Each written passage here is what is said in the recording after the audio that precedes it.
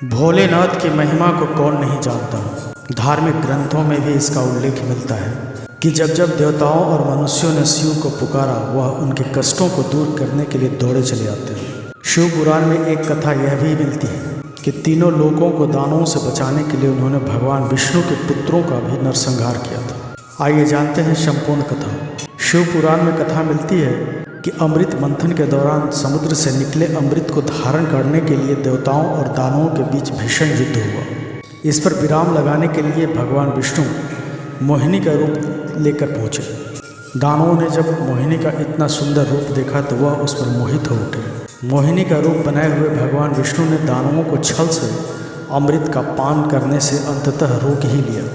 इससे दुखी होकर दानव फिर से देवताओं के साथ युद्ध करने लगे, लेकिन उनकी एक न चली। अपनी हार देखते हुए देवता पाताल लोक की ओर चले गए। श्रीहरि विष्णु ने वहाँ भी उनका पीछा किया। श्रीहरि जब दानवों के पीछे पाताल लोक पहुँचे तो उन्होंने देखा कि उनकी कैद में कुछ अप्सराएं थीं। वह सभी शिव भक्त थी। भगवान विष्णु ने उन्हें दानवों से मुक्त कराया। उनके अनुपम मनमोहक छवि को देखकर सभी अप्सराएं मोहित हुईं। अप्सराओं ने भगवान विष्णु से अनन्य भक्ति की, साथ ही वरदान में विष्णु जी को पति रूप में मांगा। भोलेनाथ ने माया रची और भगवान विष्णु को उनका पति बना दिया।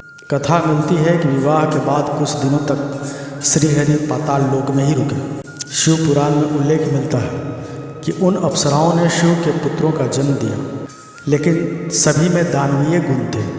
धीरे धीरे उन पुत्रों ने तीनों लोकों में आतंक मचाना शुरू कर दिया। देवता मनुष्य सभी परेशान होकर भोलेनाथ की शरण में पहुँचे। देवताओं और मनुष्यों की गुहार पर भोलेनाथ ने वृषभ यानी कि बैल का अवतार लिया और पाताल लोक पहुँच गए। इसके बाद उन्होंने एक एक करके भगवान विष्णु के सभी पुत्रों का संहार कर दिया। इस तरह उन्होंने तीनों लोकों को विष्णु के दानवीय पुत्रों के आतंक से बचाया। शिव पुराण में आगे कथा मिलती है कि जैसे ही भगवान विष्णु को वृषभ द्वारा अपने पुत्रों के संहार की खबर मिली तो वह अत्यंत क्रोधित हुए। क्रोध में ही वह वृषभ से लड़ने पहुँच गए, लेकिन दोनों ही देवता थे तो लड़ाई का अंत नहीं हो रहा था।